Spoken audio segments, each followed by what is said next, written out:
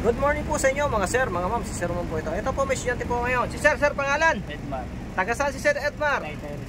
Yun o, sino shoutout ni Sir Edmar? Sabi yung asawa ko at saka yung pamilya ko sa Mindoro.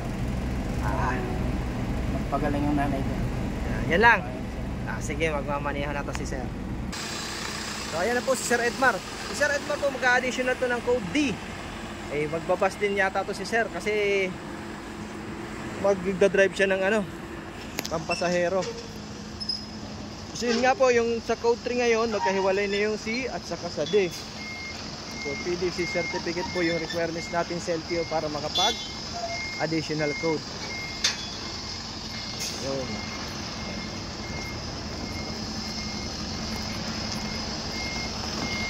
So yung mga gusto dyan mag additional code 3 at code 3 at code 8 PM lang po.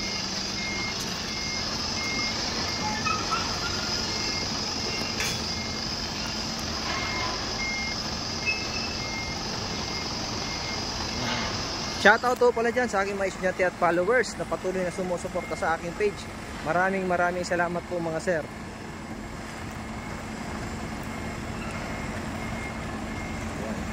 Ayun naman yung code 8 namin. So parking to si sir.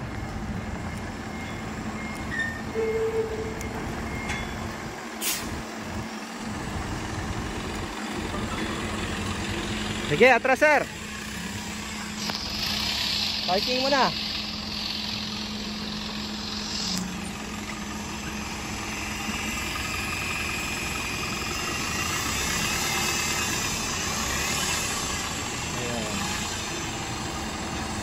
Subak parking lang muna pinapagawa namin dito sa bus para kasi medyo mahaba to.